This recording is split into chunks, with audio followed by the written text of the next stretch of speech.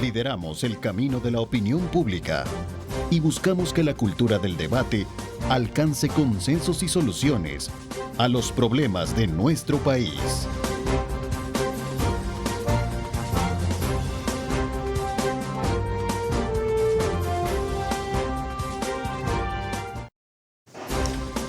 ¿Qué tal, amigos? ¿Cómo están? Qué placer enorme saludarles. Tengan todos muy buenos días. Bienvenidos una vez más a una edición de su programa Diálogo 21.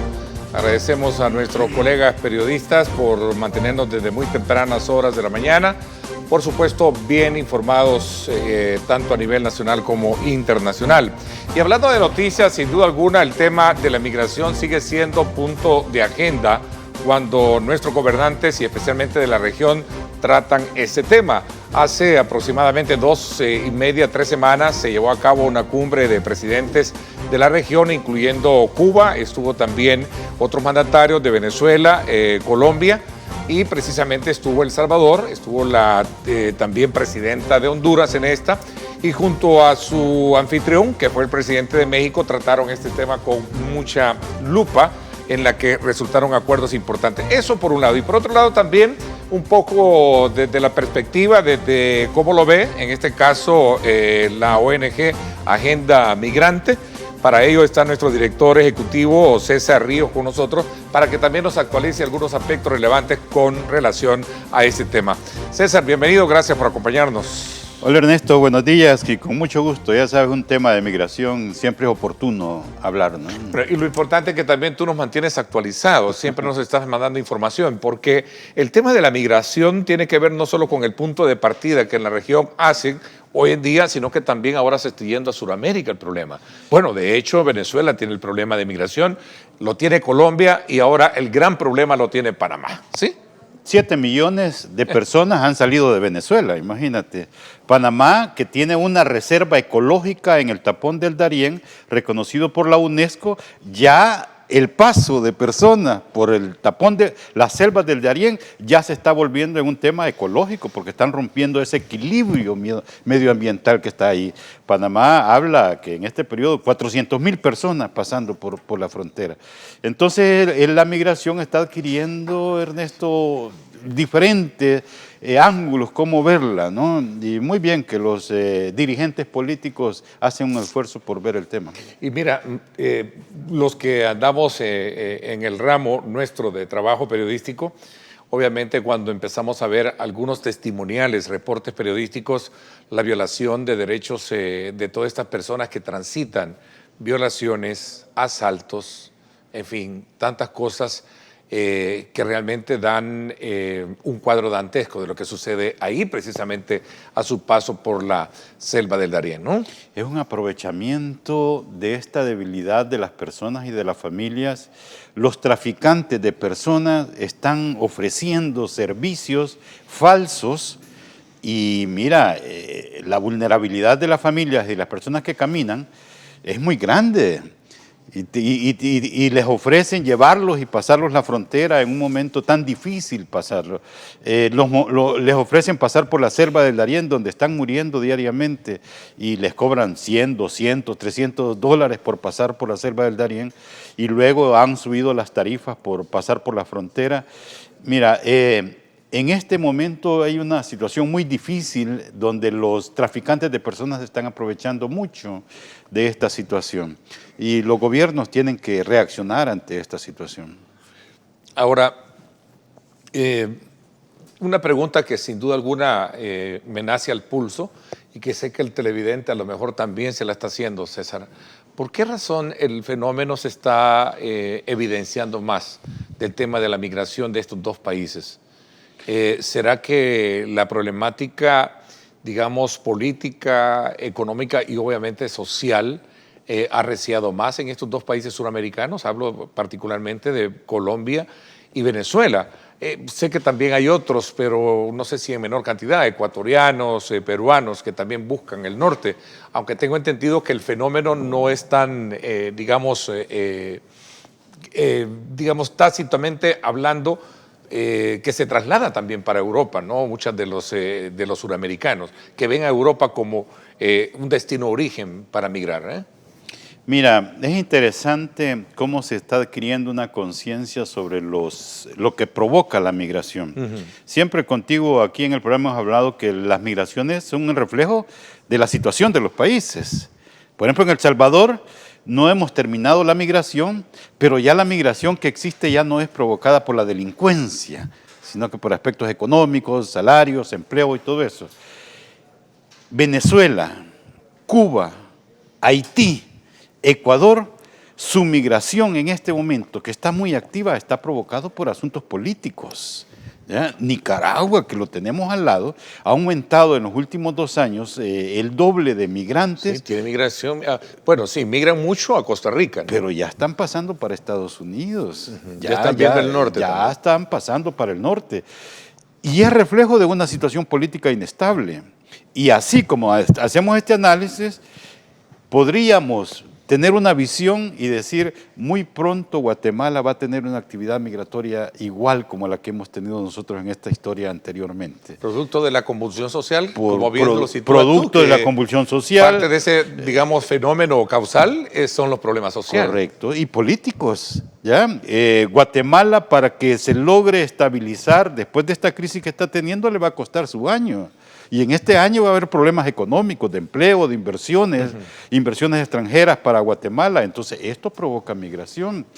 Y ahí está, ¿no? Interesante porque los países, los gobiernos tienen que hacer conciencia ya de que no le echen la culpa a la persona ni a la familia, sino que es responsabilidad de políticas públicas.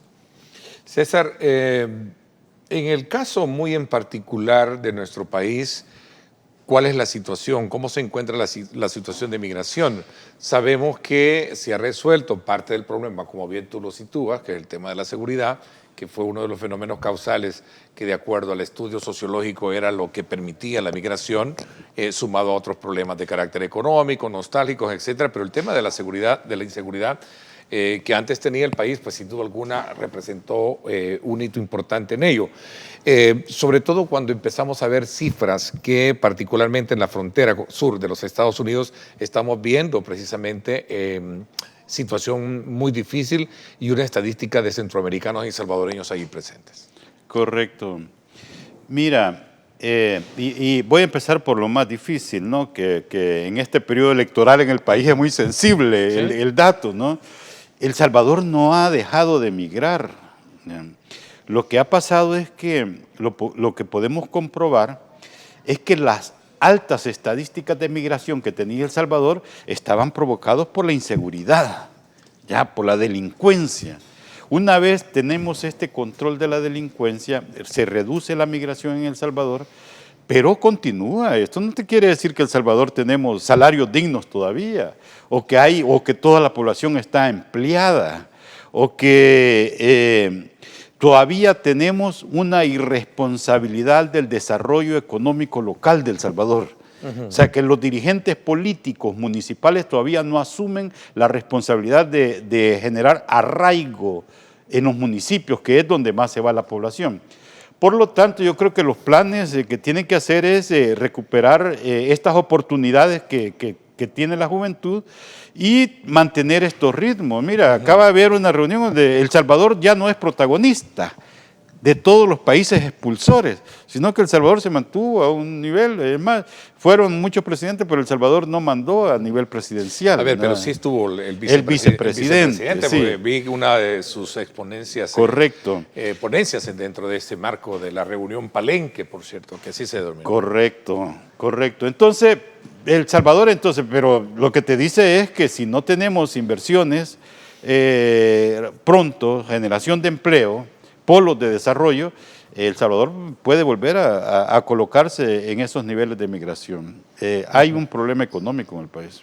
A ver, pero regresando al punto de partida, El Salvador como tal, insisto, de acuerdo a las estadísticas, y creo que tú mejor que nadie, que has estado observando este fenómeno por muchos años, muy experto en esa materia, si ya no tenemos seguridad, ¿por qué entonces estamos viendo salvadoreños que viajan de manera legal o ilegal hacia los Estados Unidos? Sí, mira, habría que tener una aproximación de quiénes son los que viajan. Yo siento que los jóvenes han dejado de migrar como antes. Ok, qué bueno. ¿Ya? Ese es y un buen los que elemento más que suma, están migrando sí. son la población ya de 25 a 35 años, en el que no se ven con posibilidades de emplearse en el país, que no están creciendo estas oportunidades de empleo. Por lo tanto, esto es interesante, ¿no? Porque a nivel de solidez económica y productiva, lo que hemos estado expulsando todo el tiempo ha sido la mejor mano de obra, ¿no? Los de más energía son los que se están yendo. Y ahora el joven creo que está viendo un poco más de entorno positivo y de oportunidades para el tema de las deportaciones, Ernesto, han reducido. El Salvador tiene un número... Tiene una baja... El año 6.000 personas deportadas, retornadas. Sí, un bajo número de a personas comparación deportadas. de Honduras. A ver, ¿no? pero tengo acá, fíjate que tengo un dato que es bien revelador. No sé si todavía esto está actualizado o realmente es una cifra que data de mucho. Dice que la Oficina de Aduanas y Protección de Fronteras, CBP por sus siglas en inglés, durante septiembre pasado, estamos hablando de septiembre del año pasado, 7.550 migrantes de El Salvador fueron localizados en la frontera sur. Esto ha aumentado, ¿verdad? Esto ha incrementado. Sí, es un dato que hay que ponerle mucha atención porque son, ¿cómo le llaman ellos? No son personas, sino que son, ¿cómo es que le llaman? Tienen un dato que son episodios, ¿no? Y esta persona pudo haber sido detenida 3 o 4 veces. A ver, entran a un ciclo de migrantes, digamos. Los agarran, los deportan para México, están ahí esperando, vuelven a intentar y los vuelven a deportar y ahí están, ¿no? Y si van con Coyote, que les ofrece aquella famosa combo de que te pago, me pagas y te llevo 3 intentos hago para pasar la frontera. Entonces tenemos esos datos que son momentos de detención, no son personas, ¿no? Que es lo que reportan ahí. De todas maneras, yo creo que es relevante. Hay un periódico la semana pasada que sacó un número muy elevado. Yo creo que hay que tomar en cuenta, ¿no? No hay que confiarse de que El Salvador ha dejado de migrar. Okay, hay que fíjate que aquí está el eso. dato. Mira, entonces hablamos de enero a septiembre de ese año, con cifras que obviamente van aumentando, ¿no? Sí. Entonces, la pregunta es, ¿y entonces por qué migramos? Hay un problema, ¿no? Económico. El económico. Económico, de empleo. Ya no se van porque son perseguidos por la delincuencia, como antes. Antes está en el cantón donde estaban, le pedían a la familia que sus hijos ingresaran a las pandillas. Hoy ya no es un problema de delincuencia, hoy es un problema de empleo. Por eso te digo yo que los jóvenes han disminuido su migración y es la gente mayor de empleo ya los que están, las tendencias que van en la migración. Ok, la promesa migratoria de Palenque, ¿eh? un futuro de vecindad fraterna o una ilusión, así le llamaron los presidentes, ¿sí? Ese fue el acuerdo. Sí, le llaman una vecindad fraterna. Sí, pues ya, sí, un futuro de vecindad como fraterna o una ilusión. No, como no, asociación le pusimos... Claro, no, que tú mismo lo llamaste así, por supuesto. Sí, correcto. ¿No? Ajá. Sí. En tu análisis que haces sobre el resultado de esa cumbre. Correcto. Y muy bien, yo creo que es interesante. Mira, todo espacio donde se analicen tema migratorio y búsqueda de soluciones a la problemática es bienvenido. ¿Ya? Que los presidentes se sienten a ese nivel y que discutan el tema migratorio, sobre todo sin Estados Unidos, ¿ya? Y que lleguen a conclusiones. Como experto en migración, lo que puedo resaltar no es los temas que propusieron, más bien es el espacio creado como presidente, porque si revisamos temas, nos damos cuenta que esos temas son los que la sociedad civil organizada hemos estado hablando durante todos estos años. Ya, lo único que lo decíamos nosotros como sociedad civil. Ahora, de repente aparece una reunión de presidentes y te dice, son problemas estructurales que tenemos que cambiar.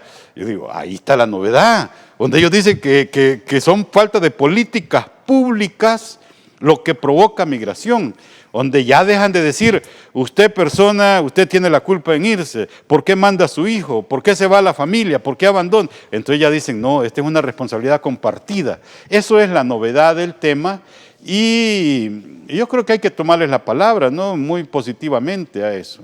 A ver, tú dices en este artículo que publicaste que ver a los presidentes o a los gobiernos de América Latina unirse para abordar esta cuestión de manera integral es algo muy positivo. ¿Qué de positivo hay? Y te voy a hacerlo así de manera directa la pregunta, porque esto es algo que no para. Nadie ha podido resolver el problema hasta ahorita, ¿no? Al Correcto. contrario, yo creo que ni Estados Unidos logró, pues tiró al final, tiró su frontera al sur y después te la tiró a Centroamérica, ¿no? Ahí tienes las oficinas en Guatemala y la otra, ¿dónde es que están? En Colombia, ¿dónde? Colombia En y Guatemala y Colombia, Costa Rica Guatemala. que están instalándose. ¿Sí? Mira, ¿A qué te refieres cuando tú dices que, digamos, es alentador ver la actitud de los gobiernos estos? Mira, es primera vez a nivel de cumbre de ok. presidentes. O sea, ahí ya es... desde ahí hay una magnitud valorada desde tu perspectiva. Correcto. ¿No? Y lo aborden sin Estados Unidos. Importante, ¿no? Y aquí El Salvador tiene un mensaje muy grande. Y voy a aprovechar para... La reducción de la migración en El Salvador es provocada por medidas internas de país y de gobierno y no por recomendaciones de Estados Unidos. ¿Ya? El tema de la atención y el abordaje de la delincuencia, el control, ¿ya? Y algunos ajustes estructurales que se han dado el país, los ha hecho por iniciativa de gobierno, no por recomendación de Estados Unidos, porque si no, si fuera por recomendación de Estados Unidos, Honduras, Guatemala, Nicaragua, ya lo hubieran reducido como lo ha hecho El Salvador. Ya, ahí. Luego viene una cosa muy importante en la cumbre, Ernesto. Venezuela, Cuba, Nicaragua, Haití, que tienen características políticas similares, ¿ya? En la cumbre hay una resolución que dice, y vamos a trabajar para que se disminuya las... usa un término ahí que es muy delicado, ¿no? Los enfrentamientos externos a estos países que provocan consecuencias a la población. O sea, lo que te está diciendo es que Estados Unidos... deje tranquilo a Venezuela, que vuelven las negociaciones con Cuba, ¿ya? Que quede tranquilo con Nicaragua, porque en la medida que no abren esos canales de comercialización y no vuelvan a los momentos normales, la migración va a seguir existiendo. ¿Tú crees que ese acuerdo de levantarle las sanciones para que el petróleo vuelva a ser comercializado sin restricciones en los Estados Unidos fue producto de esto? No, porque eso fue antes de la cumbre. Eso te iba a decir. Ya, eso fue antes de la cumbre. También ellos saben y olfatean viendo. Correcto. Esa cumbre ya la conocía Estados Unidos, la Palenque. Correcto. Que no lo crea o que no lo sepan ellos. Correcto. Entonces yo creo que por ahí va, ¿no? Y México está jugando un papel muy importante. Lo que yo digo en el artículo es que los gobiernos tienen que tener mucho cuidado, principalmente El Salvador, porque estos países están en un periodo electoral en este momento y los abordajes de estos temas tan delicados pueden estar contagiados por intereses políticos, partidarios, electorales. O sea que bien interesante ese punto, pero voy a quedarme todavía, digamos, desglosando los resultados de esta resolución o de este acuerdo que lograron establecer los presidentes, entre ellos Haití, México, Panamá, Venezuela, Colombia, El Salvador, que estuvieron precisamente en eso, Honduras. Belice, estuvo Belice también. Y estuvo Belice, obviamente, ellos tienen ese problema, pero yo insisto ahora la figura de Venezuela y Colombia en esto, ¿no? Me pareciera ser que como que el problema les estalló también a ellos, producto de todo el modelo social de convulsión, perdón, todo el modelo de convulsión social que tienen, que los ha llevado políticamente a estar sacando gente de sus países, ¿no? Correcto. Y lo que pasa es que Colombia tiene una doble impacto, ¿no?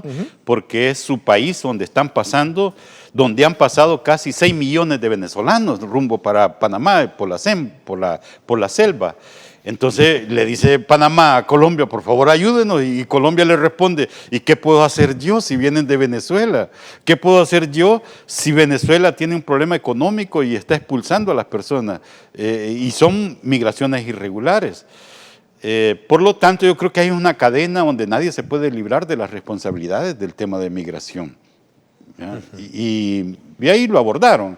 El presidente de Colombia es un abanderado en el tema medioambiental y él pidió en esta cumbre de Palenque que hubiera inversiones medioambientales que garanticen la seguridad alimentaria de la región, que mientras no haya esa inversión de seguridad alimentaria va a seguir existiendo migración. Bueno, el primer punto de acuerdo fueron las causas estructurales de las cuales ya hablamos, ¿cierto? Ya. El segundo tiene que ver con esto de las medidas coercitivas. Yo leía parte del documento que tú lo resumes precisamente en ese informe. Se refiere a las relaciones de Estados Unidos con Venezuela, se refiere a Estados Unidos con Cuba. Ya hay una resolución, hay una parte de la resolución donde dice, y vamos a trabajar, dice el presidente de México, para que por un acercamiento entre Estados Unidos y Cuba. Lo plantea, ¿no? Y yo creo que por ahí entonces podemos entender la ausencia de Estados Unidos en la cumbre, ¿no? Sí, que es otra de las casi llegando a las conclusiones a las que tú haces en referencia. Correcto. ¿Por qué ausente Estados Unidos entonces? No quererlo de alguna manera comprometer, o Estados Unidos está muy entretenido hoy con el problema también que tiene en Medio Oriente, ¿no? Sí, mira, a mí me parece interesante que Estados Unidos no esté, porque dejan libertad a los países para profundizar un poco más en el tema y verla y que se liberen ya para hablar y discutir con toda la libertad y de una manera que se crean una visión, como yo le llamo, una ilusión de lo que puede ser un futuro en el que puedan hacer recomendaciones. Ojalá que esto se lleve a cabo.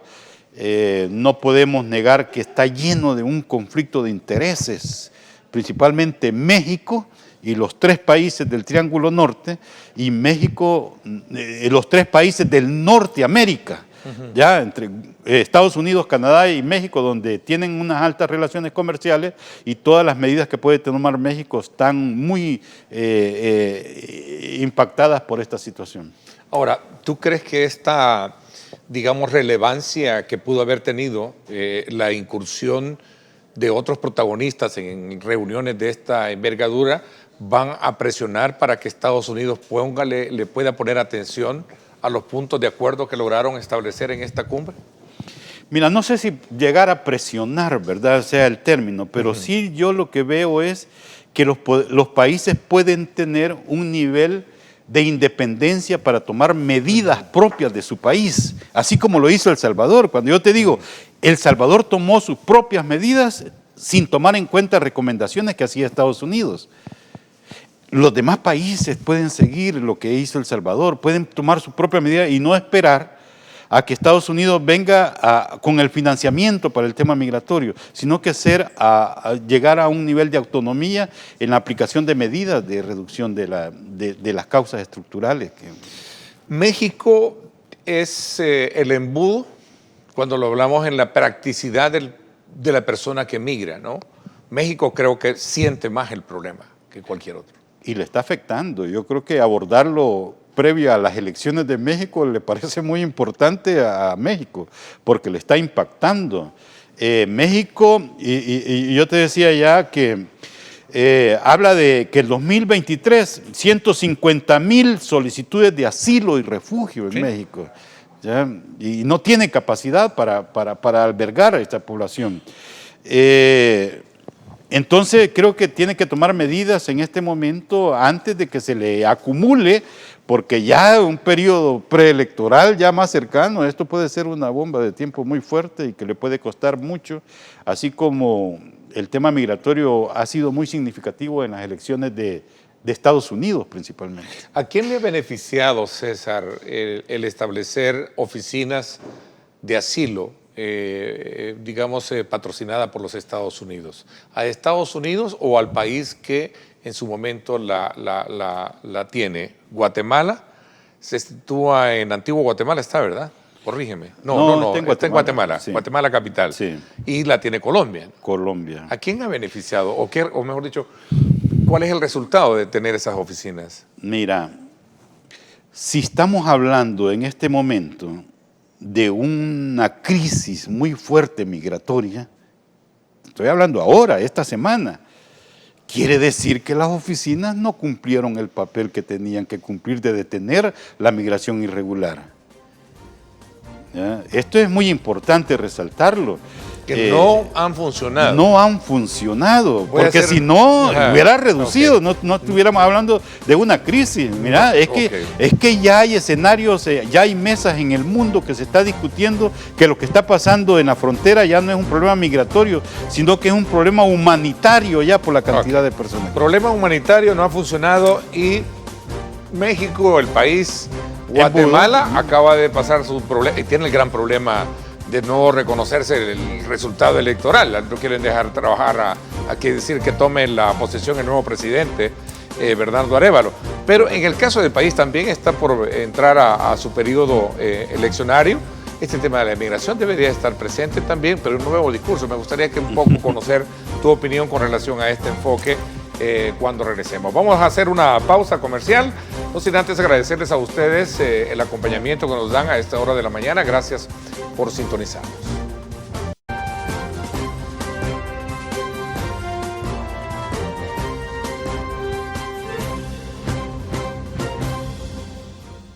Bueno, gracias nuevamente por estar con nosotros. Continuamos conversando con César Ríos, director ejecutivo de Agenda Migrante, y estamos haciendo una valoración sobre el tema migratorio desde el punto de vista del comportamiento que tiene en la región, ahora un fenómeno causal que también experimenta Colombia, Panamá, a partir de la migración que también Venezuela genera.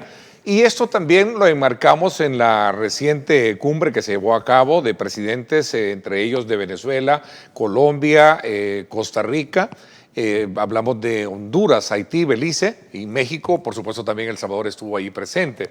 A ver, decías tú que ya entendieron que es un problema que hay que verlo con un enfoque humanitario. Decías, correcto. Es que la cantidad que está llegando ya está desbordando. México, la urgencia de hacer este llamado a esta cumbre es porque ya no puede más, ya es una cantidad muy grande. Estados Unidos está construyendo muros para que no pasen. Se está haciendo cada día más concentración en la frontera. Por lo tanto, creo que hay que tomar las medidas pertinentes. Hay una cosa muy interesante, cuando yo te digo, mira, inicialmente, no, todo encuentro que haya para buscar soluciones, bienvenido. Pero Centroamérica ya tiene estructuras donde se analiza el tema migratorio, integrado por los mismos países. Tenemos la Conferencia Regional Migratoria en Centroamérica, donde participan los mismos países que estuvieron en Palenque, donde analizan todo el año la situación. Y no tomar en cuenta la Conferencia Regional Migratoria en este evento donde participan los países, entonces yo creo que llama la atención ahí, ¿no? Otro tema que yo resalto mucho es El Salvador, el vicepresidente, es en este momento tiene la presidencia pro tempore en el SICA.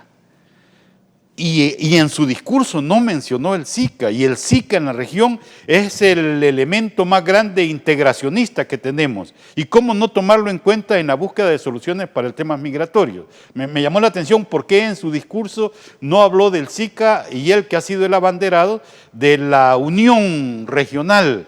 ¿Por qué no lo menciona? O sea, no podemos seguir tomando medidas sin tomar en cuenta las realidades políticas, organizativas e institucionales que ya existen en el país. A ver, no han funcionado porque la migración sigue siendo y vista como un problema Humanitario, crítico, ¿no? sí. Y humanitario, decía, ¿sí? Sí. O sea, ¿no han funcionado entonces estas oficinas No. de asilo? No han funcionado.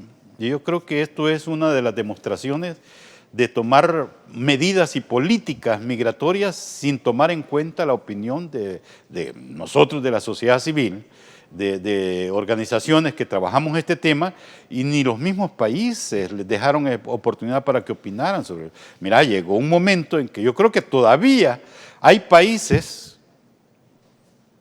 que no saben cómo funcionan estas oficinas. ¿Ya? Todavía hay mucha pregunta de cómo funcionan, cómo van a ser. O sea, son medidas que no fueron consultadas. Por lo tanto, tenemos los resultados en este momento, ¿no? ¿Y qué es lo que ofrecen estas oficinas? Mira, regularizar... Si yo voy, por ejemplo, de forma ilegal al norte, ¿puedo pasar por qué? ¿Por Guatemala? ¿Me Mira, inscribo? ¿Pido sí. asilo? ¿Me quedo en México o regreso a mi país?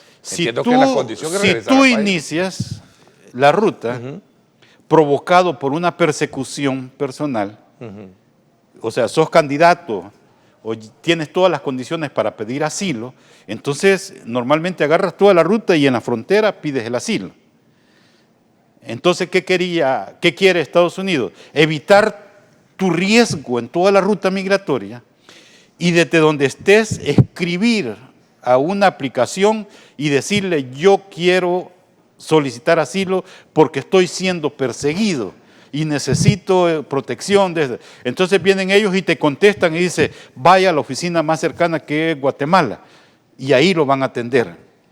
Ponerle una aplicación de teléfono, de un teléfono inteligente, en manos de un campesino, de una zona rural, que tiene que entrar a una aplicación y exponer lo que llamamos nosotros, lo que se le llama en derecho internacional el miedo creíble. Explicarlo por teléfono, el medio creíble, ahí te rompe todo el protocolo de atención y de protección de la persona. Y ahí creo yo que ha sido el detalle de no encajar a estas realidades humanas de las personas. A ver, César, México ha sido un protagonista bien importante. Obviamente el problema es fuerte para ellos porque todo el mundo al final se convierte como el embudo, ¿no?, para entrar a los Estados Unidos, México. Recuerdo que México hace 3 o 4 años destinó, creo que fueron 30 o 35 millones para un proyecto o un programa Sembrando Vidas en el país. ¿Qué ha sido de ese programa? Especialmente si lo vemos desde el punto de vista de que no ha mermado el tema de la migración. ¿Y qué es lo que se ha hecho con ese dinero? De hecho, creo que en México también en su momento el presidente Manuel Andrés fue cuestionado precisamente por ese dinero. Mira, fíjate que yo puedo decir, conociendo un poco Guatemala, Honduras, que el país que más ha aprovechado la ayuda de México fue El Salvador. ¿Ya? Y fueron estos dineros colocados para ayudar a jóvenes. He conocido, ¿qué es lo que hizo México? Por ejemplo, hay un joven que no encuentra trabajo, y creo que por espacio de 8 meses, lo mete a una empresa y le paga el salario a este joven para que le enseñe. Conocí a un joven allá en Santa Rosa de Lima que quería aprender fotografía, y hablaron con la empresa que un estudio fotográfico en Santa Rosa de Lima, y lo tuvo por 8 meses. México le pagaba el salario y después salió bien y se quedó empleado allí. O sea, así de esa manera hay otros muchachos que han sido beneficiados por esta inversión de México, igual como inversión de recuperación del medio ambiente. Lo que quiero resaltar, porque aquí ha habido mucho comentario, que la cooperación de México para El Salvador la realizó directamente México y no pasó por el gobierno de El Salvador. Es un programa que canaliza, entiendo, la embajada, ¿no? Fíjate que yo pregunté eso, yo no sé, pero yo le pregunté al muchacho: ¿y cómo te pagan? Le llega un cheque desde México y no desde la embajada de aquí. O sea, el mismo gobierno de México se ha encargado de eso. O sea, sí hubo una inversión. El Salvador se ha beneficiado de esta intervención. Y ahora en Palenque, México vuelve a ratificar esos dos programas para ayuda a los países y también ofrece beneficios en exportación de petróleo para estos países. Y lo digo, bueno, nosotros como México podemos apoyarles a ustedes. Ahí está, pues, México quiere disminuir porque le está afectando mucho su situación. Voy a correr en el tiempo en el análisis que estamos haciendo esta mañana, que creo que merece ser también tratado contigo. ¿Y cuál es la diferencia entre estudiar, conocer el fenómeno desde el ángulo, como lo hemos hecho esta mañana, de la migración irregular o la migración ilegal, si lo queremos ver, versus aquellos programas de migración legal que se han establecido con el gobierno a través de ministerios como Trabajo, Relaciones Exteriores en el país? Sí, muy bien. Y en la cumbre lo tocan. Ellos, los presidentes, acordaron hacer gestiones con los países de destino para hacer como la experiencia de Estados Unidos, que ha sido muy positiva.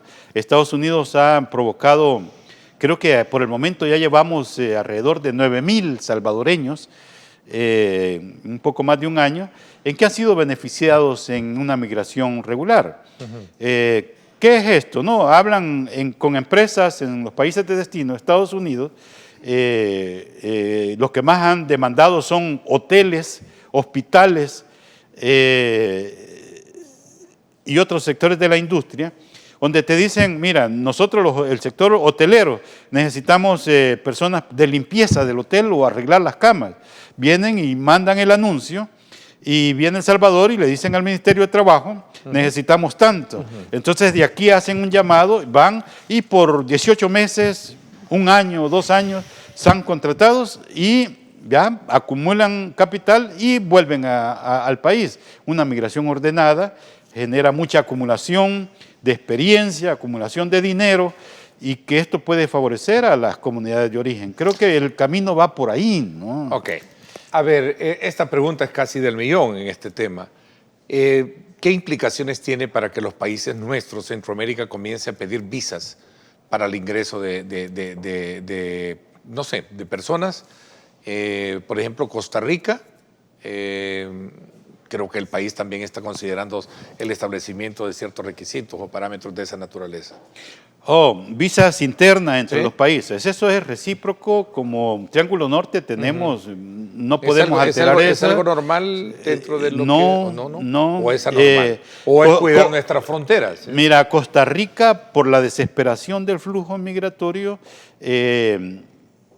tomó una medida que duró 2 semanas y al fin llegaron a un acuerdo. Yo creo que esto es como resultado de que se sentó el presidente de Costa Rica y de Honduras en Palenque y discutieron el tema y lo abordaron muy bien y levantaron la restricción de la visa que Costa Rica le pedía a Honduras, y Honduras después dijo, entonces es recíproco, los ticos no pueden entrar aquí si no es con visa, y lo superaron muy bien, ¿no? Duró 2 semanas, generó un conflicto regional, pero bien, yo creo que son medidas desesperadas que se toman por falta de otras cosas que se pueden hacer más humanitarias. Costa Rica ha sido uno de los países que ha resaltado más en dar protección a la población migrante, pero creo que ha sido ya han sido demasiados los números de personas. Ok, vamos a ver, el país nuestro está coyunturalmente hablando en un periodo electoral. ¿Cuál es tu lectura, el examen que haces sobre la base del tema, su importancia dentro de las agendas de las fórmulas presidenciales? Mira, esto más bien no es... bueno, está bien, vamos a ver cómo hasta hoy no hemos visto las plataformas políticas de los candidatos a la presidencia. Es más, hay que conocerlas, pero sí y lo hablamos la vez pasada, Ernesto, que yo veo muy importante, y ojalá que tu espacio sea un espacio para ver este tema. Este es un tema prioritario para los candidatos a alcaldes. ¿Ya? Hay que revisar las plataformas políticas de los alcaldes, porque es en los municipios donde surge la migración. es en los municipios donde llegan las remesas familiares, y los alcaldes hasta hoy han sido irresponsables en sus medidas y en sus programas del desarrollo comunitario, y por eso no ha parado la migración. Yo esperaría que en este nuevo momento político de El Salvador haya más responsabilidad en el liderazgo político municipal. Todo parte de un buen entendimiento de diplomático y también de buenas relaciones con los Estados Unidos, ¿no? Digo, cuando se trata de establecer programas de migración legal. Pero no podemos negar, mira, la Embajada de Estados Unidos ha invertido una cantidad considerable de dinero en programas municipales. Pero, un poco para complementar mi pregunta, pero regresando a la esencia de la primera, es el hecho de que tú hasta este momento no ves que este tema esté vigente en la plataforma o propuesta de la fórmula presidencial. No lo veo, no sé si ya existen plataformas políticas, yo creo que pero el único que han dado pronunciando en el tema es el presidente Nayib Bukele, que en las Naciones Unidas habló muy atrevidamente sobre el retorno a la inversa, ¿no? La migración a la inversa. Sí, la migración a la inversa, digo él. Bueno, el tiempo se nos ha agotado.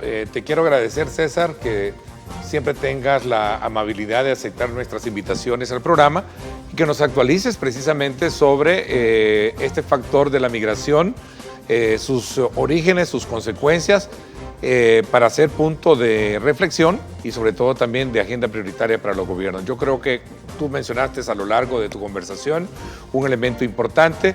Para un país no hay, digamos, peor efecto negativo que la deserción o la migración de su capital humano, ¿sí?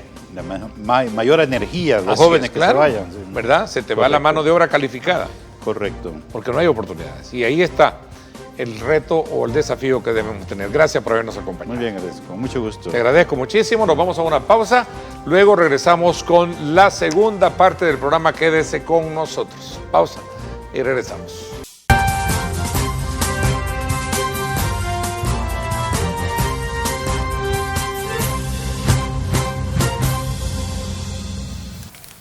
Bueno, gracias a Telenoticias Megavisión por esa importante información que sin duda alguna representa una cobertura completa de la situación por la que estamos desde luego viviendo en el país, y esto desde luego en el contexto de la situación de lluvia que hemos tenido. Esta mañana, para continuar en la segunda parte del programa, me acompaña el doctor Luis Merlo, él es médico infectólogo, con quien vamos a tener la oportunidad también de hablar de algunos temas de precaución y sobre todo de tratamiento de esta situación de las enfermedades que puedan generarse a partir de la situación de lluvia que se ha tenido en el país. Doctor, bienvenido, gracias, qué gusto tenerlo esta mañana. Bienvenido. ¿Qué tal? Buenos días, don Ernesto, buenos días a todos los televidentes y acá estamos para servirles, encantados. Cuénteme un poco sobre, digamos, el comportamiento que ha tenido el tema de las enfermedades infecciosas, las enfermedades que también afectan mucho los sistemas respiratorios en nuestro país a partir del, digamos, de las atenciones que se brindan desde el punto de vista y la experiencia de ustedes. Sí, realmente, como usted bien lo dice, el cambio de clima es bastante determinante para desencadenar este tipo de enfermedades, ¿verdad?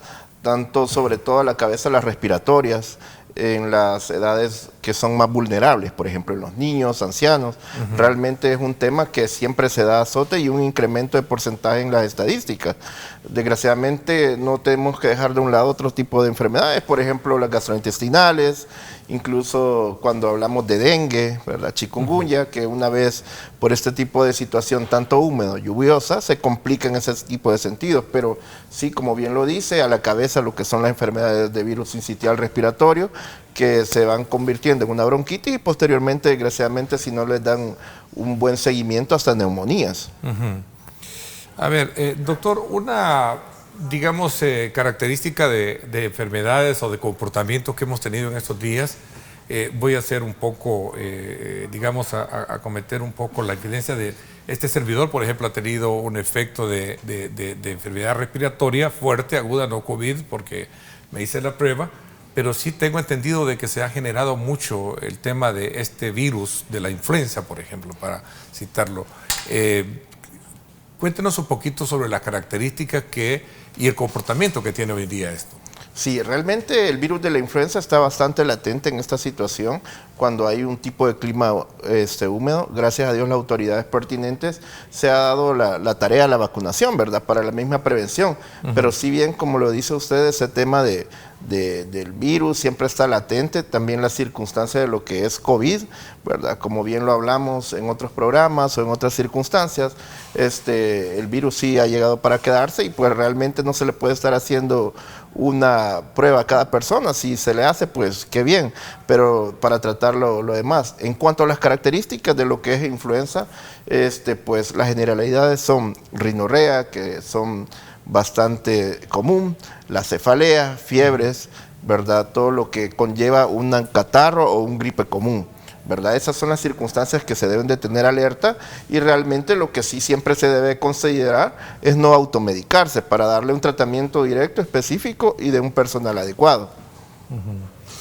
Hay un elemento común en todo esto que a veces a uno y al quizás particularmente quien me está viendo no me dejará mentir, a veces cuesta diferenciarlo entre lo que es un COVID, un resfrío común, entre lo que puede ser una influenza, o no sé si el virus sincitial es lo mismo. Sí, la verdad lleva las mismas características prácticamente. O también se suma a, digamos, como la parte de variables dentro de lo que es este. Así es. Cuénteme un poquito sobre esa caracterización para comprender mejor qué es lo que tenemos hoy en día. Sí, una característica muy principal de los virus en cuanto al tracto respiratorio es la rinorrea, ¿verdad? Entonces, esa circunstancia es bastante específica en todo lo que es virus, ¿verdad? Pero ahora bien, lo que son los cambios frecuentes y que son bastante evidentes son las mialgias, artralgias, es decir, los dolores a través de lo que son el estado corporal y también lo que son las fiebres, que esa es una variante también específica de lo que son virus sincitial respiratorio. Características comunes, pero que se diferencian a partir de un examen. Es un examen directo que se le tiene que hacer a la persona. En realidad, tal como lo comenzamos hablando, también no debemos dejar de un lado lo que son otro tipo de enfermedades que pueden ser asociadas. Por eso siempre es importante que se acerquen las personas, ya sea a un centro asistencial tanto privado o público, y que un personal de salud que esté bastante capacitado para darle el tratamiento, ¿verdad? Que no, pertinente. En realidad sí se debe hacer un tipo de exámenes, tanto un chequeo general como también específico con exámenes. A ver, porque estamos hablando de tener cefalea con un resfriado común, siempre no deja de tenerlo la persona, ¿no? Así es. No digamos con el caso del virus del COVID. Así es. Y otras, por eso yo decía habrá un factor común que logre ver la diferencia entre una y la otra variable. Esa es la pregunta que muchos nos hacemos cuando somos afectados o impactados por cualquiera de ellas, ¿no? Sí, realmente un determinante muy importante también es lo que es la oxigenación respiratoria, ¿verdad? El tiempo respiratorio que tiene que marcar entre 95% a 100% es lo importante, ¿verdad? Entonces es bastante tedioso y también preocupante cuando una persona se va complicando en su estado respiratorio y comienza a tener taquicardia o también falta de aire. Es por eso que hoy en día no se le debe de dar o restar menor importancia a lo que es un resfriado común, sino que debe asistir a su centro asistencial, ¿verdad? Para que no se vaya desencadenando una complicación.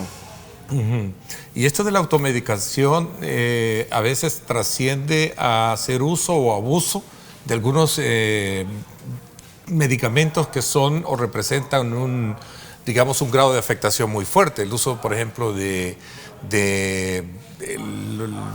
aquellos que de alguna manera le quitan una infección, ¿no? Estamos hablando de antibióticos, para citar un ejemplo muy específico. Sí, la verdad, don Ernesto, es una pregunta muy importante. Los antibióticos se tienen que tomar con la verdadera responsabilidad que se le debe, ¿verdad? Porque realmente un antibiótico que se toma como dulce, que sea mal administrado, desgraciadamente los virus se van haciendo mucho más resistentes y después van a necesitar dosis muchísimo más grandes, otro tipo de antibióticos que sean de mayor envergadura. Entonces, esa circunstancia es donde se le inculca o se le debe aconsejar y orientar al paciente que sí puede tener en casa lo que es un antipirético, analgésico, lo que es paracetamol, ¿verdad? Que puede bajar la fiebre. Pero ahora bien, la importancia es la responsabilidad bajo un determinante de salud que tiene que ir acompañado de los antibióticos. Bendito Dios que ahora está muchísimo más regularizada esa situación que no con la respectiva receta médica se brinda, pero sí, desgraciadamente, hemos dado un mal uso de los antibióticos. Ahora, digamos por el hecho de que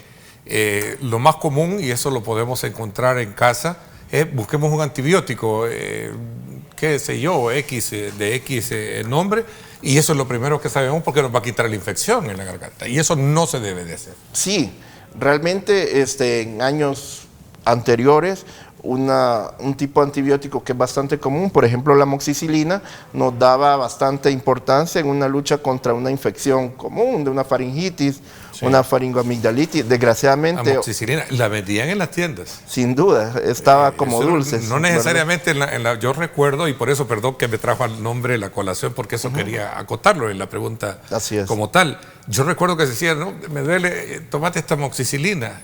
Así o anda a la tienda a comprar la amoxicilina, y se compraba y se tomaba uno en la mañana, uno en la noche, y en 3 días ya estaba aquel curado, ¿no? Así es, don Ernesto. Realmente pues se le dio un uso no adecuado a los antibióticos y pues se comenzó a vender así de libre uso. Entonces realmente vinieron años posteriores que hoy, si uno es bastante objetivo, una faringitis, realmente una amoxicilina no se la quita por el mal uso, y se han venido dando los virus más resistentes. Ahora se necesitan otro tipo de antibióticos de tercera, cuarta generación que sean muchísimo más fuertes, pues, y tengan que ser prescritas por un médico realmente.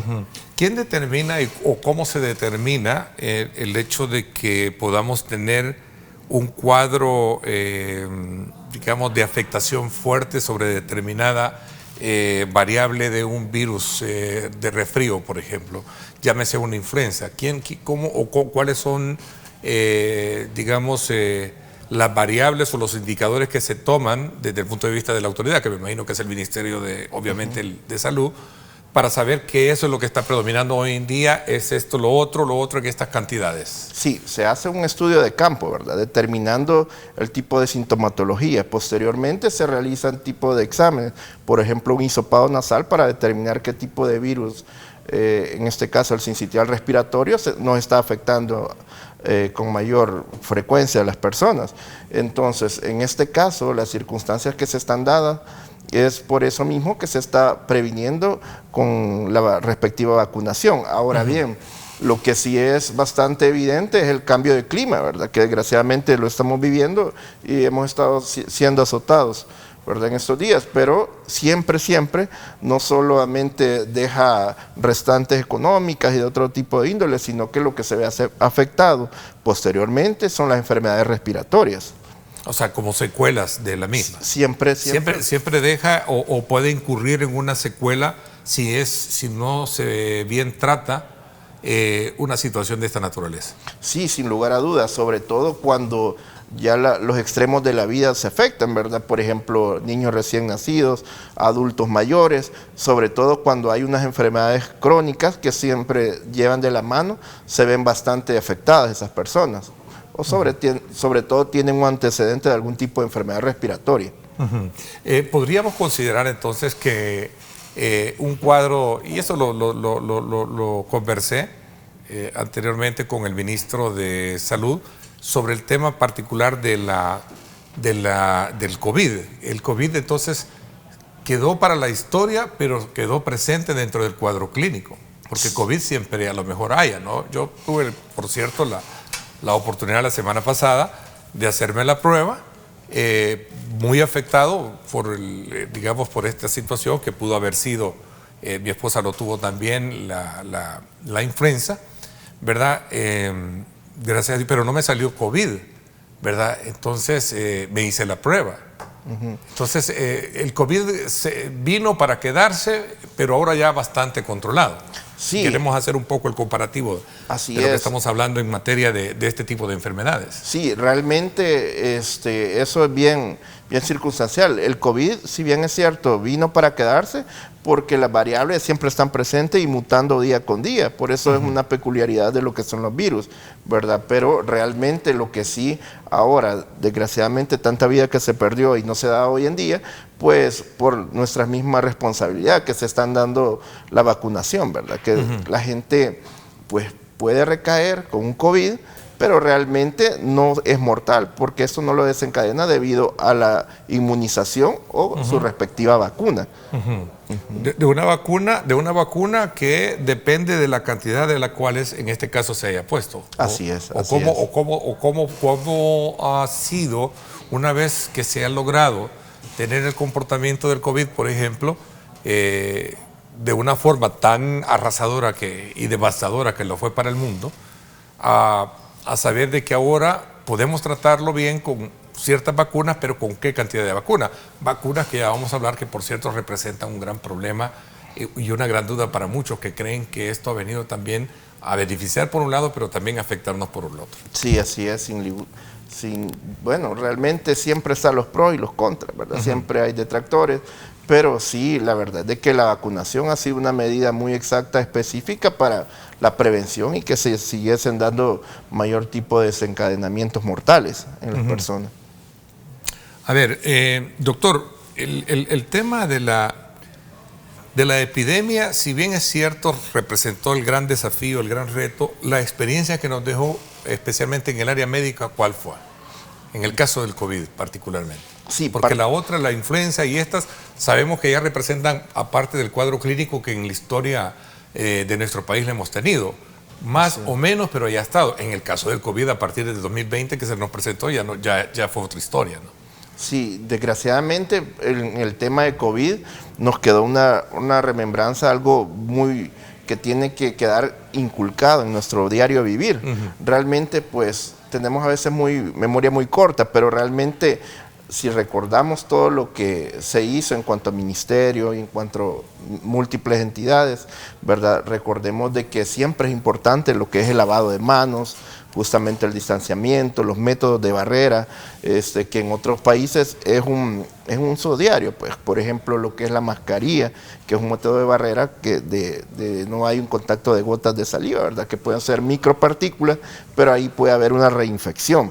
Eso es muy importante, tiene que tener siempre a la mano lo que es el alcohol gel, ¿verdad? Todas esas circunstancias nos dejó una enseñanza, ¿verdad? Tenemos que haber aprendido, desgraciadamente, con estos índices mortales que se dieron y que perdimos muchos familiares queridos. Yo creo que cada persona, ¿verdad?, conoce a alguien que desgraciadamente se fue, pero tenemos que ser sensatos y también conscientes y responsables de toda esta circunstancia que se dio, el desencadenamiento de lo que fue pandemia, nos tuvo que haber dejado una enseñanza, ¿verdad? Esa enseñanza que tiene que prevalecer en estos luego años que vienen para que ya no se den este tipo de infecciones. Creo que nos vamos a ir ya a la primera pausa comercial, doctor. Quiero dejar planteada esta pregunta para cerrar un poco el ciclo de lo que ha sido esta pandemia hoy en el marco de esta situación de temporada lluviosa que tenemos y sobre todo también de las secuelas mismas que han dejado o pueden dejar el hecho de tener demasiados fangos. Podemos hablar también del tema del dengue, del zika y todo eso que también prolifera muchísimo en este tiempo por el tema del agua. Pero cuando hay una oxigenación baja es porque se ha impactado los pulmones. Sí. Y eso creo que también es un punto medular a la hora de analizar que el COVID sí va directamente hacia los pulmones. ¿Sí? Sí. Voy a hablar de esto cuando regresemos, ¿le parece? A la orden. Voy a hacer una pausa. Gracias, amigo, por estar con nosotros. Nos vamos a la primera pausa o mejor dicho, ya pausa de este programa y de esta sección de la segunda del programa y luego regresamos con más. No nos cambien.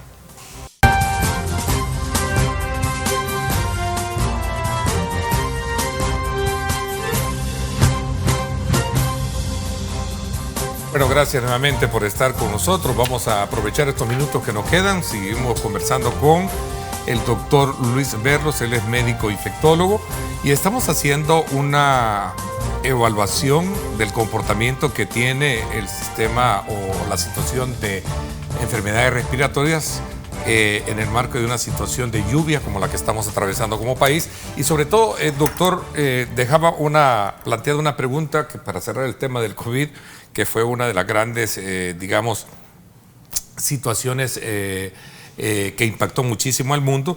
¿Qué pasa cuando hay una baja oxigenación?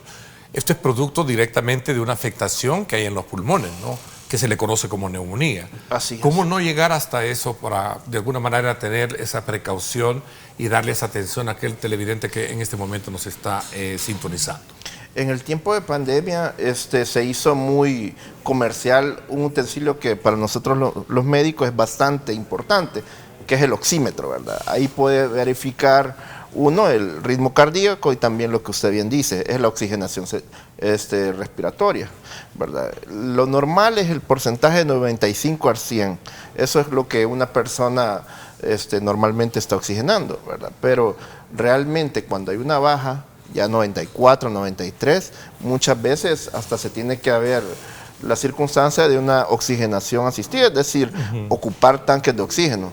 Ahora bien, para no llegar a una circunstancia de esa magnitud, lo que sí es no bajar la guardia en cuanto haya algún tipo de infección o enfermedad respiratoria, pues, sobre todo en los niños y adultos, porque realmente, si no me deja mentir las estadísticas y también el sistema de emergencia, muchas veces las personas desencadenan síntomas hasta llegar a esa baja de oxigenación o falta de respiración para llegar a un centro de emergencia. Entonces, lo importante acá es que los padres de familia tienen que hacer hincapié y también responsabilizarse en ese sentido, de no llegar a una baja respiración, que es algo totalmente inquietante y también bastante impresionante tener a un familiar, a un ser querido que esté respirando y que los músculos, ¿verdad?, traqueosofágicos y también los intercostales, verlo ahí que ya le falta la oxigenación.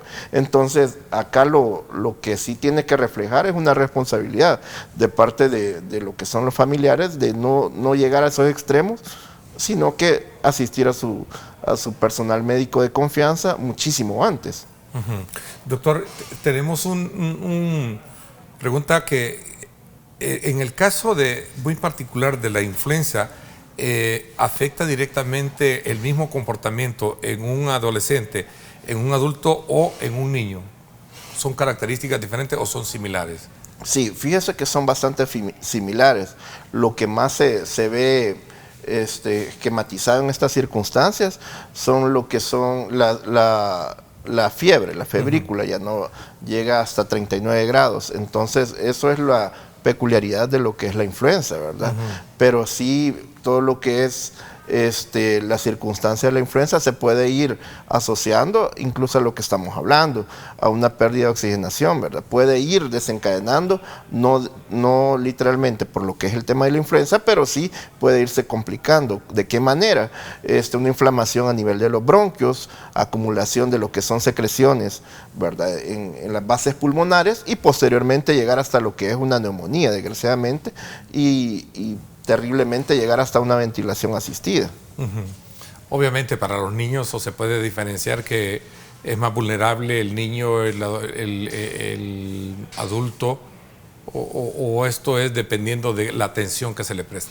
Sí, la atención inmediata. Inmediata, ok. No estamos hablando de que un niño puede ser, si no recibe la atención inmediata, puede sufrir. Así es. Pero también puede salvarse inmediatamente. Así es. Bueno, vamos a aprovechar estos minutos, doctor, también para hablar sobre el comportamiento que podemos tener de otras enfermedades que en su calidad de infectólogo también podemos hablar, que es el tema de las enfermedades que tienen que ver con estos virus por ejemplo, el tema del dengue, y el Zika, que también son otros de los que forman parte de ese cuadro de enfermedades que tenemos en el país.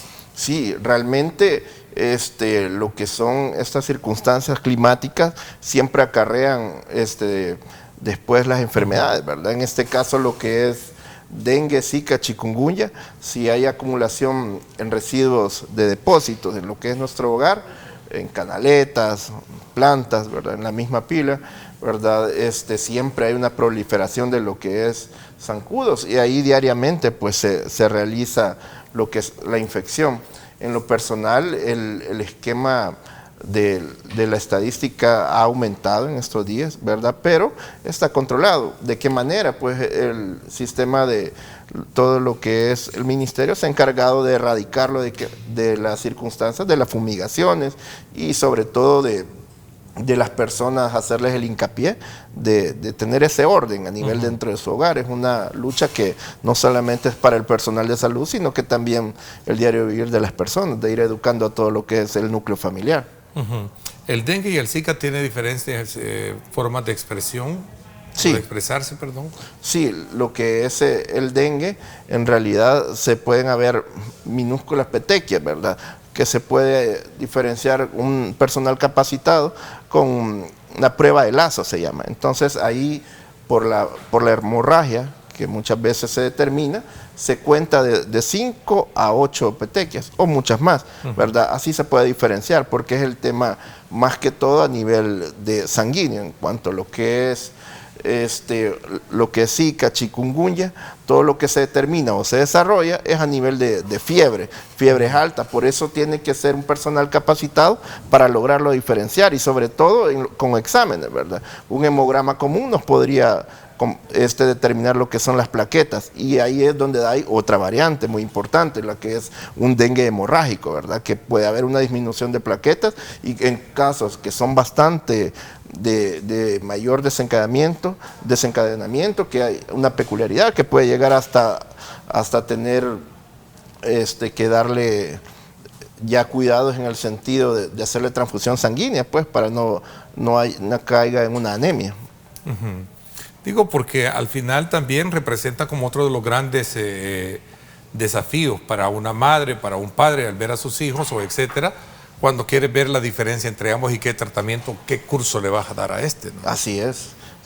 Tiene que haber un respectivo tratamiento, y lo que es en este tipo de enfermedades, un monitoreo, ¿verdad? Diario, estarle haciendo hemogramas continuos, o sea, día con día, y también en constante comunicación con el personal de salud, que se le lleva un respectivo seguimiento.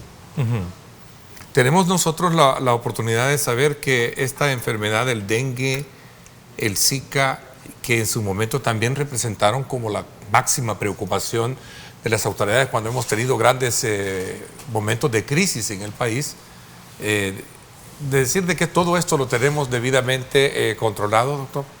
Sí, realmente pues ha ido mucho a la baja, ¿verdad? El tema de la mortalidad en este tipo de enfermedades, pero todo ha sido, gracias a Dios, una ganancia del hincapié, ¿verdad? De las personas, de que el personal del ministerio, el personal de salud, va de la mano junto con las personas, ¿verdad? Diariamente a hacerles lo que es una conciencia para que ellos no guarden ese tipo de depósitos, lo cual es algo tan sencillo y desgraciadamente puede desencadenar en algo mortal. Entonces, sí, en estos tiempos, pues gracias a Dios se va controlando el hecho estadístico de la mortalidad de este tipo de enfermedades. Ahora, ¿cómo entender, dice acá una pregunta, de que los virus no tienen cura, solo pueden tratarse? Sí, realmente los virus, pues la verdad es que como la mutación puede ser diaria, entonces es un poquito más complejo, se tiene que vivir con ellos, entonces no se puede dar una cura específica. Ahora bien, lo que sí se tiene que tener en cuenta que se puede dar una inmunización, en el cual nos sirve como un método de repliegue para que no vaya a darnos ese tipo de contagio. O sea, es decir, tenemos la oportunidad de saber de que se puede, a partir de la experiencia que se ha tenido, y que es algo debidamente que ya no nos asusta. Así es. A ver, pero tampoco no podemos verlo, no se puede ver como algo muy sencillo, decir que yo tengo dengue, yo tengo Zika, ¿verdad? Realmente sí, no nos asusta, pero sí se tiene que tomar con la respectiva responsabilidad, ¿verdad? Porque en un descuido pues se puede desencadenar en algo fatal, como ya lo vimos en años anteriores. Gracias a Dios, hoy como se ha venido desarrollando ese tema, la inclusión de las personas con el Ministerio de Salud, todo eso pues nos saca más adelante, pues, pero en desgraciadas ocasiones pues se tuvo víctimas que lamentar. Sí. Doctor, el caso de viruela del mono, dice acá la pregunta que nos hacen, ¿qué pasó con ellos? ¿Fue más un susto o fue más que una propaganda, dice acá? la pregunta. Sí, realmente, pues porque no se conoció muchísimo, ¿no? Gracias a Dios, pues no se desencadenó. Acá en el país sí hubieron falsos positivos, no hubo mayor ni pérdidas que lamentar. En cuanto a la situación de la viruela del mono, pues no pasó a una pandemia, como desgraciadamente se pudo estar en esa reseña en un momento determinado. Pero ahora bien, hay que darle gracias a Dios en ese sentido, pues porque ya una pandemia sobre otra, pues desgraciadamente pues fue un método de control que se le agradece primero a Dios y a la OMS, que también tuvo cartas efectivas en su momento específico. Las vacunas. Dejé planteada esa pregunta en el anterior bloque porque hay mucha duda, hay mucha incertidumbre, hay mucha, digamos, como mucha expectativa sobre algunas muertes que se presentan ahora en personas que fueron vacunadas, que eran alentadas y que de alguna manera pues muchos creen que todo es producto de estas vacunas que se pusieron a raíz de lo del COVID-19. ¿Son leyendas? Sí. ¿O algo de razón tendrá todo esto? Fíjese que realmente es un tema bastante delicado, ¿verdad? La inmunización, créanme que como son virus atenuados, ¿verdad? Que específicamente se incluyen en nuestro organismo, pues no está de más decirlo, puede haber algún tipo de complicación. ¿En qué personas? En personas que tienen algún tipo de enfermedad crónica o enfermedad aguda que le pueden desencadenar pues alguna fiebre en ciertos sentidos. Ahora bien, en lo personal no se, a nivel mundial pues nunca se aceptó pues lo que fuera una muerte consecutivamente sobre una vacunación. Pero en lo que específicamente y de manera personal, se los digo, o sea, la vacunación es lo que nos sacó adelante.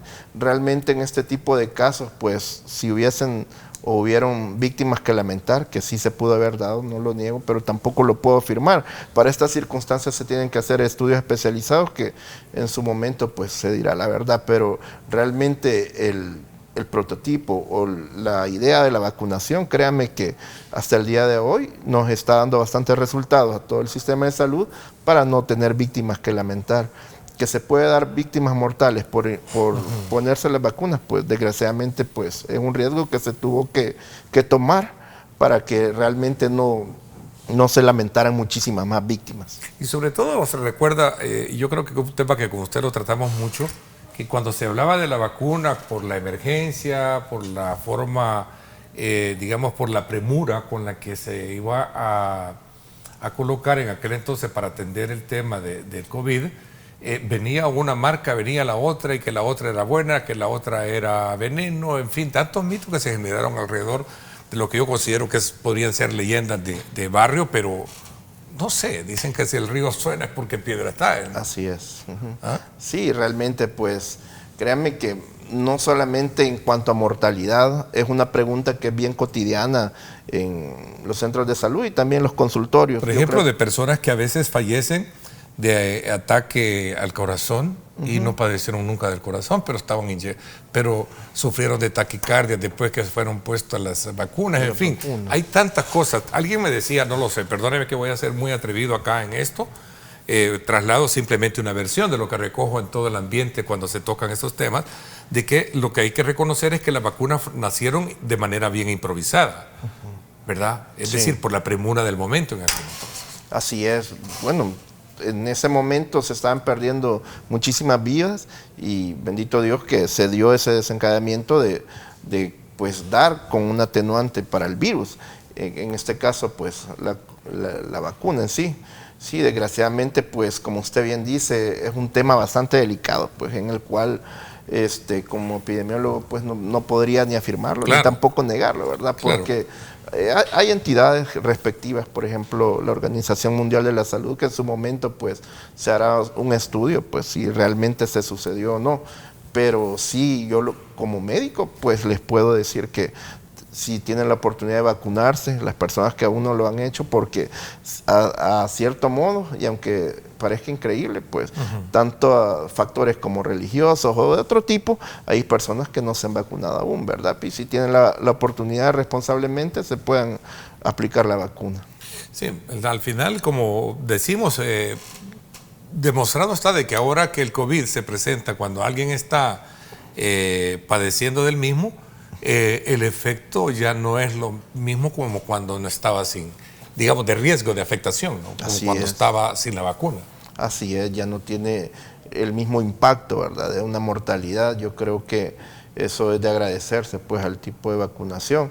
En su momento también colegas abordaron el tema de la vacuna, algo que dijo usted muy importante, que quizás podría tener un objetivo, las diversas marcas, ¿verdad? Cada persona, cada fabricante tenía sus métodos de trabajo. Yo creo que hay muchas variantes que realmente en su momento me imagino que se organizará algún tipo de investigación para ver todo ese desencadenamiento. Si pues realmente en un prototipo que es de la noche a la mañana siempre hay algún tipo de error, ¿verdad? Pero lo que sí podría afirmar que nos ha sacado adelante para que no haya más desenlaces mortales. Se habla mucho de un elemento, entendería yo, tóxico, grafeno, creo que se habla de que la vacuna lo llevaba, ¿no? Sí, realmente pues se habla en ese sentido, pues, pero no es algo que no esté con ese objetivo, pues. A ver, doctor, ya para finalizar, el mundo cambió a partir del COVID, estamos claros. El COVID vino a poner en tela de juicio la vulnerabilidad a los sistemas de salud, pero también nos vino a generar a despertar en nosotros la experiencia de estar siempre atentos y estar preparados para poder enfrentar una situación de emergencia mundial como esa, ¿cierto? Sí. ¿Pueden venir más enfermedades, se cree? Sí. Según el comportamiento mutante, el cambio climático tiene que ver mucho, usted lo mencionaba al principio. Sí, claro que sí, pues desgraciadamente, tal como lo hemos hablado, los virus son de un comportamiento no rutinario, o sea, no se estancan, ellos tienen cambios día con día. Desgraciadamente, pues las enfermedades así son, aparecen unas que siempre van a estar ahí, ¿verdad? Pero lo que sí nos dejó el reaccionamiento, incluso de hablar del tema personal aquí en el país, gracias a Dios, pues nos dejó una enseñanza, y esa enseñanza tiene que remarcar y cosechar frutos para estar siempre listos para cualquier amenaza. Bueno, yo quiero agradecerle el que nos haya acompañado esta mañana y por supuesto que nos haya puesto al tanto sobre el comportamiento que tenemos de las enfermedades vías respiratorias, que sin duda alguna en este contexto de lluvia es bueno tener esta información de primera mano. Gracias por habernos acompañado, doctor. Gracias, don Ernesto. Bueno, y saluda a todos los televidentes y gracias. Estamos siempre para servirles. Muchísimas gracias. Le agradezco mucho a ustedes por mi parte. Esto es todo por hoy. Pásenla bien y como siempre recuerden lo más importante, amar a Dios sobre todas las cosas. Lideramos el camino de la opinión pública y buscamos que la cultura del debate alcance consensos y soluciones a los problemas de nuestro país.